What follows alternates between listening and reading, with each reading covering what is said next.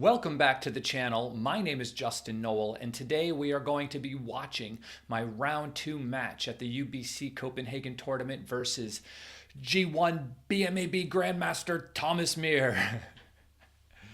So, without further ado, let's get to the match. But if you haven't yet, subscribe to the channel, smash the like button, and if anyone is interested in backgammon lessons with me, Justin Nowell, please feel free to send me an email at justin@backgammonuniversity.com. Let's begin. All right, round 2, here we go. Justin Nowell versus Thomas Myhr. I open with a 3-2, which is just supposed to split and play down. 5-2 should just play down and hit.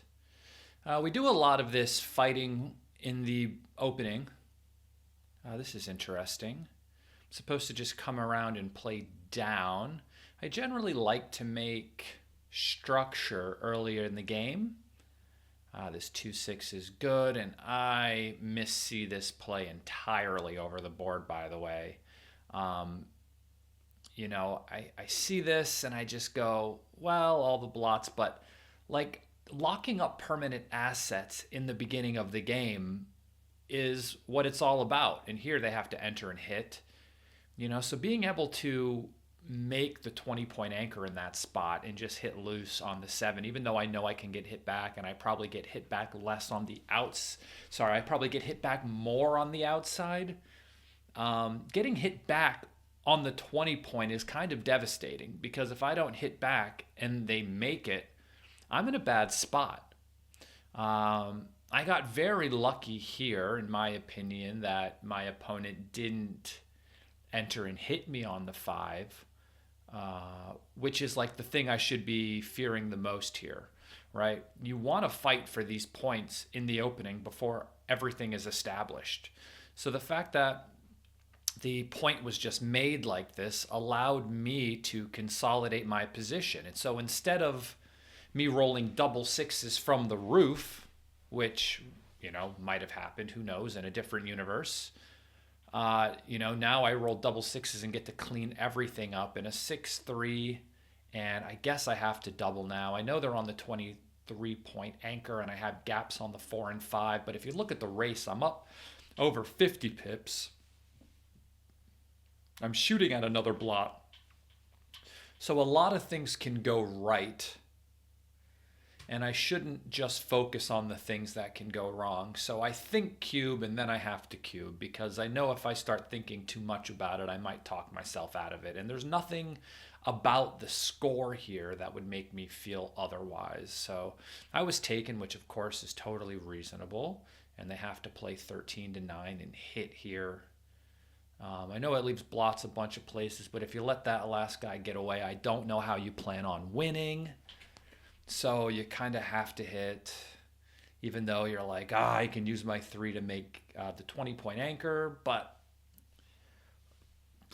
if the last guy gets away, you're dead. I've got the 7 and 8-point made, which means like I just basically get to win in most variations after not hitting. 4-3, of course, is a very lucky roll. It gets to hit back from the roof, and now they get to make both anchors. So this is a great shot, and I guess you can just play 11-8. I know I'm kind of looking for a way to slot the 5 or something like this, because I have a double anchored game, but a 5-2 game isn't magnificent, so it's not something we're trying to really lean into. The 6-4, of course, just goes to the 4-point. And 6-4, I guess we can just slot the 3, I think. This is the play that Thomas makes over the board. Yeah, it seems reasonable. But maybe you want to keep the 13-point anchor for just one more roll. So they want to slot the 3 and go to the 4, which is kind of odd to me. I don't necessarily mind this play at all. I actually prefer this play. Okay, so 6-2 and 6-4. And so, you just have to pay now. I've looked at tons of these positions, and my opponent does have good structure, but I want you to look at what the other play does. It just breaks the 7 point, right? So if I do have to leave a shot from the 13 later on, and I do get hit, it gives the checkers on the 23 freedom, which I don't want. So I just volunteer now. So if he hits me, right, like the guys on the 23 are still trapped. So he did hit me. And I think you should just make the 8 point. This is difficult. I was talking to Thomas after the match, and I was like, wow, this is an amazing play you found, just 16-8. Because I would have thought this was the super joker of all super jokers, and I would have just made the 8 point and split off of the 23, which is, as we can see, is wrong here. So he found a fantastic play, and I was like, so what were you thinking in this spot to find this play? And he goes, well, if I just make the 8 this way, then I have all of these checkers kind of aiming at making the 7, and if I'm able to do that, like it's going to be very difficult for me to lose. And here, of course, he just slots. And now he's thinking about giving me a re-cue, but he's still well trapped. So here he has to make the 7 and slot the deuce. This is just, prime versus prime basic checker play. Make the most solid structure you can make, and then just slot everything else, hoping to be missed, and, just roll it forward so you have as much time as possible to roll a 3. And he's thinking about it, but of course he's going to find the best play. This is and I fan, which I'm not pleased about. And then he rolls 5-1 and just makes this, and I enter with 1-6. Now I'm behind a 6 prime with 1 checker, but he's behind a 5 prime with 2. So I know my prime is broken, and if he rolls a 3, I'm not going to be happy. But a lot of numbers that don't contain a 3 just break the 6 prime immediately. So, I'm just, he's thinking about doubling me, and I'm just thinking, okay, if he does double, right, I should be using his time for me to think, am I going to take? And I just go, well, he's got 2 guys to get out from behind this prime, and he's on roll. Being on roll is a big disadvantage here, because if you don't roll a 3, you're likely breaking the 7 point, right? So I decided that I was just going to take regardless. I just go, okay, he's on roll, which is not an advantage here. Obviously, he could just roll a 3, in which case he's doing very good. But if he doesn't, I see many paths to victory, and I could easily win this game, I thought. So if he redoubles, I'm taking. And I thought from his perspective, seeing all of the variations that don't include a 3 that just break the board, I would have not doubled, I thought. So that's all right. I just thought of it just from a money perspective. Of course, a 3 is going to lose your market, but there aren't a ton of 3s. And a lot of the other numbers are pretty bad.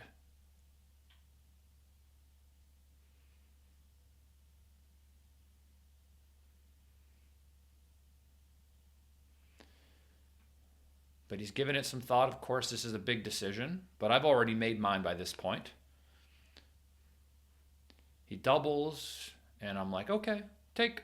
I've already made my decision in 2-5, right? I get a shot immediately. So you can see that he's negative equity now after this number because he's leaving a shot. And if I roll an ace, I'm doing really, really good. And even if I don't roll an ace and he makes it, he still needs to roll a 3, and pretty quickly. So I feel okay. Obviously, the worst number for me to see would be a 3. So anything that doesn't include a 3 is very, very good for me because, of course, I see all these variations where he hits loose and such, and I fan. And he covers with 6-3, so he gets to cover and split. Now I'm like dead.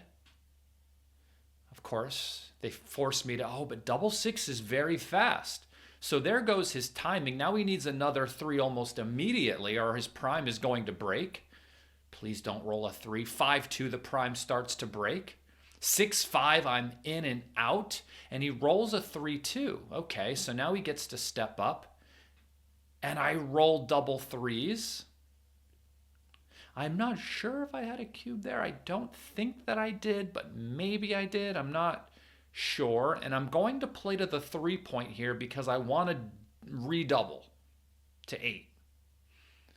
If I had already given the cube away, maybe I go 11-8, so I have more numbers to make the deuce point. But here I don't need to make the deuce point because I can just win with the cube. So now I'm up 4 points. He rolls 5-1 and splits. I roll 3-1 and make the 5. So here he should come out to the 18 and play the 2 down. What's interesting about that play is because the 8-point is stripped, if I hit you with an ace, I'm leaving blots all over the place. So it's in his best interest to kind of stay in front of the stripped 8-point, but of course I rolled double 1, so maybe in this particular variation it did not work out in his favor if he had stayed there. And 6-1, since I have the 2 glued back checkers on the 24-point, he should just make the asset of the 7 and hope to be missed. He is missed, and I missed this lovely play here, which is just 13-7, slotting the 5 prime and not splitting my back checkers. Because if I get away with that, I'll have plenty of time to split my back checkers. I wish I had made that play. That's a nice one.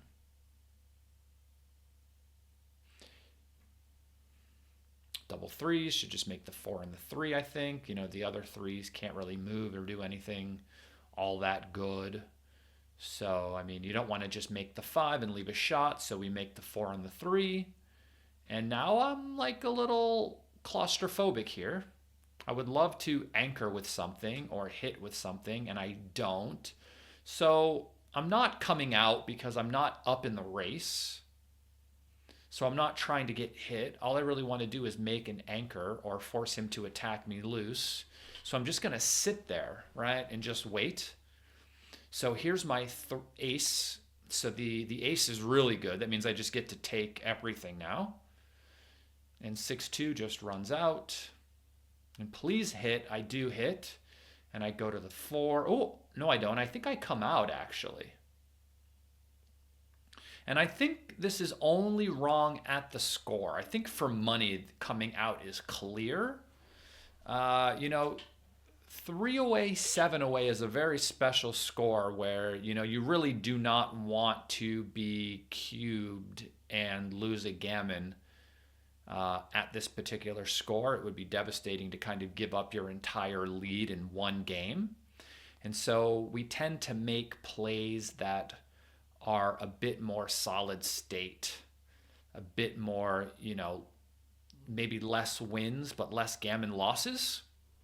So even though my play wins the most games and it's not really close, it will lose more gammons, which is obviously annoying. And please don't roll 6-4. 3-1 makes the 5. I should have said please don't roll 3-1 because 3-1 is annoying. And now I have a 4 and a 3. And so I do the obvious thing, which is making the 9-point. And now I'm looking at 2 different 3s. There's a quiet play, which is 8-5, right? But that allows him to roll. And if he rolls a 6 or a 4, and he starts to blitz me off the board, I'm going to hate my life. So I feel like hitting is my only real option to try to escape my back checker, right? The upside of hitting is that I gain immediately from the 9 fanning numbers, right? Which I don't have if I don't hit. So even though I know I could get hit back and send another checker back, it's not like I'm in a great spot anyway. So Thomas cubes and he fans. And then I roll 5-2, which I'm thinking about hopping out because, of course, I need to escape. But I do this instead just to cover because I don't want him to hit me, of course. So now he rolls double ones and he gets to enter and switch and maybe play 8-7, I think, just to give himself another builder. I fan, and now he rolls 2-3. Now I'm terrified. He gets to step up and go to the 4-point, and I really need to enter to pick up this checker, but I get to hit loose, which is even better, and now he fans. Now I need to cover. Please cover. I do not cover. Darn. I make a bit of a weak play here, kind of in fear of getting hit and losing a gammon by playing with extra blots. I should have made the 7-point,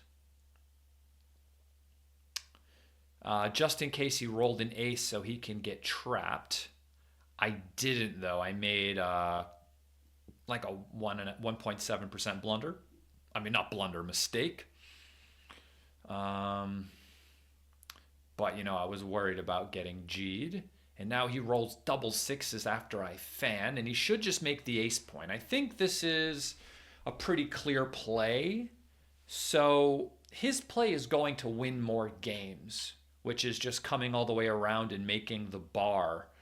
But at the score, I think just keeping me on the roof is the most important thing, because you can equalize the entire match right here by just keeping me on the roof. And it gives him 2 less numbers for me to hit back, right? Because I could hit back with a 1-2 as well. So I think just for the gammons, it makes it the best play. And 3-1 should just cover, I guess. And oh, okay. 6-4. 4-3. I just hope I don't get gammon. Double fours doesn't leave a shot. 4-3, I'm going to stick around. Hopefully I don't get gammoned. 4-1 hits and takes off. 2-1. 2-1 again. Guess I take 2 guys off. Double fives fans. Now I feel like I'm really getting gammon, but I get a shot. I miss. Boo. So here I'm just trying to maximize my crossovers and not waste pips so I can get off of this gammon. So 2 here, and I play the 3 down, which is a 5% error. I should just go to the ace, and please don't roll a double. And now I get off of the G. Thank goodness. 5% error there. I guess having 2 checkers on the same point is not good at all. And it's better just to go to the 1. Maybe I also get more doubles that way to get off. Maybe I get off with double 3s as well or something. I'm not sure. I would have to look at it a bit more. And double 6s is like devastating. And 4-1 enters and hits on the 7. And now he doubles, of course. 3 away, 5 away. I mean, for money, I would take this. But at the score, I'm just like, do I really want to like lose a gammon here and allow him to get to Crawford? Probably not. So even though I feel like I win a good number of games, I don't feel like it's worth the risk. So I passed. It was correct to pass. 4 away, 3 away. Incoming. So I also need to look out for his gammons in this spot as well. This should just come all the way around to the 11. And now I'm hoping to roll a 6-5, 6-3, 6-4 to hit. I do hit him. And this should enter and slot the 5. Just preparing to make the board. And this plays 2 down. So now I just need doubles to bring this home. That should be easy, right? Or I wouldn't mind starting with a 3-1 or a 4-2 or something, but I need a perfect number to kind of redistribute these stacks because I really do not want to be hit. So I could hit here, but I'm not trying to leave more shots. I just got everybody out. So I'm going to make the quietest play possible, which only leaves him 12 numbers to hit me. I'm up a significant amount in the race already, so I'm not like overly concerned. He should just make the 3, and now I want to cover it, and I do get to cover it and attack on the 1 and play down. Let's go. And he fans. So I double. So even though I'm up in the match, I can double this. I know it looks like blitzing structure and I'm blitzing, but because I have everybody out, this game operates more just like a race or holding game, but he doesn't have an anchor. And this is the best play. I should just hit on the 4. It's the first thing I see, and I need to stop second guessing myself on the first play I see, because in my mind I go, well, this is operating just kind of like a race. I'm up so much in the race. Maybe I don't need to hit because if he hits me back, look how good his board is. Maybe I just leave fewer shots this way. And I choose this play, which is an 8% error, which is annoying because this is obviously the best play at like any score. And I would have been missed, and I could have just continued to attack. And then like allowing him to anchor means he gets to just win a bunch of games as well. He can just win this way. It's not like, everything is going good this way, So I just attack, do the normal thing, and just hope to be missed. He did get an error out of me this way. And now I'm hoping to just get this home. So of course I could leave no shots, but what am I going to do on my next trick? Right? This is just another volunteer spot where I just assess the timing over the board. I realize that my position is getting worse and his is only getting better. So I'm supposed to just volunteer and pay off to the 4, because anytime I get missed, I basically win, right? So here, I'm not going to play ultra aggressively for the gammon. I'm just going to clear the 6 and just try to bring this game home. 6-3, okay. And now I want the G. No, it doesn't happen. So those pay now, pay later situations, right? When I look at them, I look at the safe play, and then I look at the volunteering play. And if I see that the safe play is really destructive to my position and my opponent has the time to hold their 13 point for a few more rolls, I should probably just volunteer, right? And we've seen, I think, twice in this match where, I volunteered correctly both times. And for me, it's just an assessment of the timing over the board. Are they going to be breaking their midpoint anytime soon? Are they going to be breaking their board anytime soon? Are they going to be coming off of their anchor anytime soon? And if the answer is no, right, then my position is only getting worse and theirs is only getting better. Therefore, I should just pay now.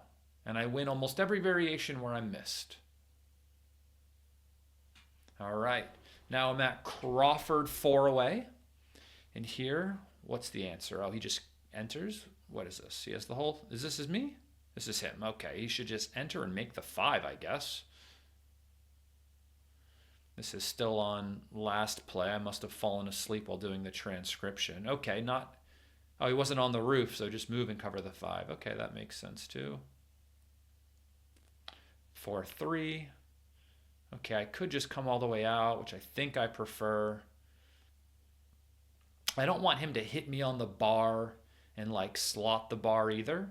So 5-6, this enters, and you could make the 11, but maybe you want to make the 20 point. So I guess you could just come down, which makes sense. And I have this 6-2 here, which really doesn't do much. So, when all else fails, I just try to do something constructive, right? So I go, well, if I come down, I'm going to be leaving a single shot anyway. I'll probably be leaving a double shot or a triple shot somewhere in all reality. So I just said, well, maybe I just make the 4 point, like this will be an asset even if I'm hit. It'll be mine for the rest of the game. So I could make this nitty play, but I decide, since I can't really do anything else, that I would just do something permanent in this game. And 2-6, I get hit, and 1-6 should just make the 7 point. Oh no, he can make this. Yeah, this is better. And double twos, okay. So I get to make the 2-point, which is great. Well, I'm looking at something else. This is like the solid priming play. But tactically, I don't want him to roll because I don't want him to point on me or make the 7 and make it difficult for me to escape. So I'll do this first. And because I don't want to expose another blot, I'll just do this.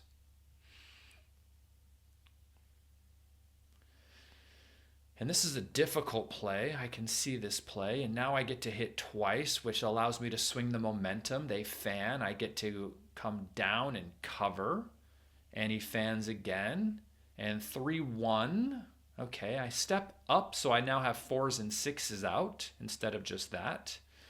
And I come out, and then I should play 8-7.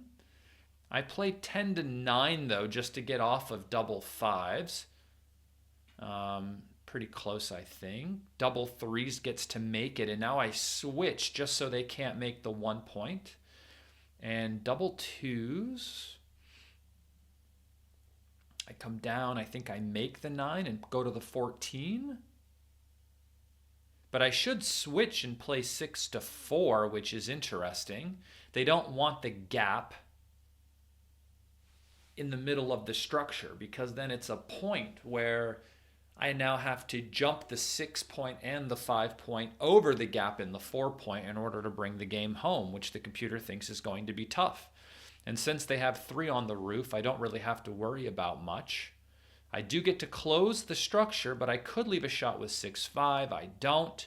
And now I'm doing good. I just need a single point. Gammons don't matter, so I'm just trying to play as safe as possible. 3-1, I think the best play is just to clear from the rear, even though it leaves some shots. I do leave a shot. He misses. 2-1, I just make the safest play possible, which is a mini mistake. And now I'm hoping he just enters. That way I can't lose. And 6-4. All right. And 4-3. And 3-1. I win a match. All right. PR for the drum roll. Drum roll, PR time.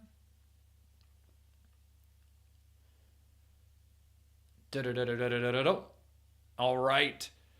It looks like, according to the XG on the side, I win the PR. Thomas Myhr plays a 4.2. I play a 2.24. So I lost my first match where I played pretty good, but not as good as Oliver, which is very annoying. But this second match, I have a comeback. I win 2 points. I win the match and the PR, which is very good. Both of my matches are being played in the 2s at this point.